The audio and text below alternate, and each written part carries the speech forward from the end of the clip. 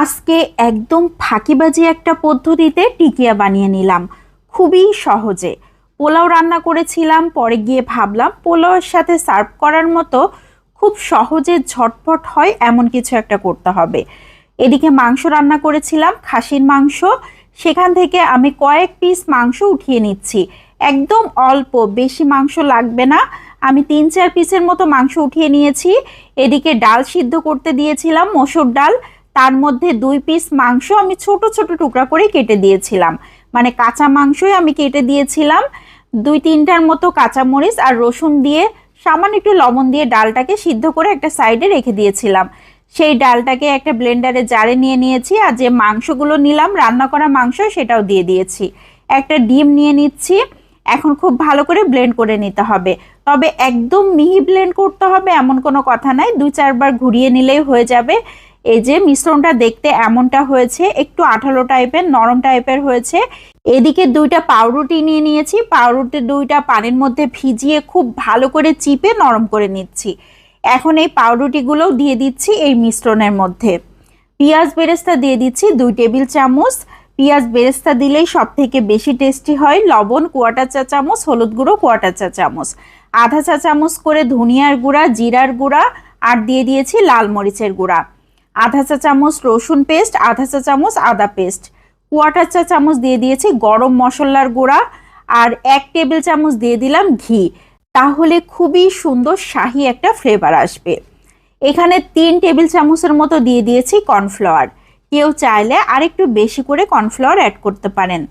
আমি খুব ভালো করে হাতের সাহায্যে চটকে চটকে মাখিয়ে নিচ্ছি।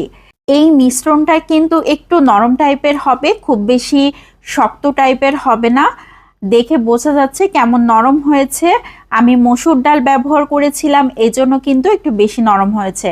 তবে মসুর ডাল আর মাংস দিয়ে এরকম একটা টিকিয়া বানালে অনেক মজার হয়। আমি রান্না করা মাংস নিয়েছি আর মসুর ডাল দিয়েছি। এই টিকিয়াটা খেতে যে কি মজার, শেপটা যেমনই হোক, দেখতে যেমনই হোক, খেতে কিন্তু মাশাল্লাহ অনেক মজার হয়। স্ন্যাক হিসেবে চায়ের সাথে তো খুবই জমে যাবে, আর পোলাওয়ের সাথে তো কথাই নাই। পোলাওয়ের সাথে অনেক বেশি টেস্টি হয়।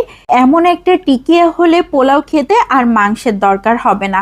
শুধুমাত্র এই টিকিয়া দিয়েই 1 প্লেট পোলাও নিমিষে শেষ হয়ে যাবে। আমার মেয়ে তো খুব পছন্দ করে। যদি এরকম টিকিয়া দেওয়া হয় আর 1 প্লেট পোলাও দেওয়া হয়, তাহলে ও কখনোই বলবে না যে মাংস দাও, এত বেশি টেস্টি হয়। তো আমি প্রথমে টিস্যুর উপর নিয়েছিলাম, বাড়তি যে তেল ছিল সেটাকে ঝরিয়ে নিয়ে এখন এই পাত্রে সার্ভ করে নিয়েছি। আমি ভেঙে শেয়ার করছি, দেখেন ভেতরটা কিন্তু খুবই জুসি আর বাইরের আবরণ একদম মুচমুচে হয়েছে। খেতে যে কি মজার, আমি তো গরম গরম ভাত নিয়ে বসে গিয়েছি।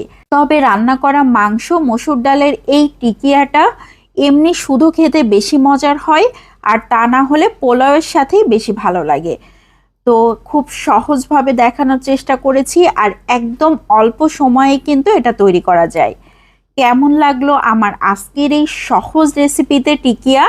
তো সবাই লাইক ও কমেন্টের মাধ্যমে জানাতে পারেন। ভালো লাগলে বেশি বেশি করে শেয়ার করে দিবেন, তাহলে অনেকেই দেখার সুযোগ পাবে। আজকের মতো এখান থেকেই বিদায় নিচ্ছি। আসসালামু আলাইকুম।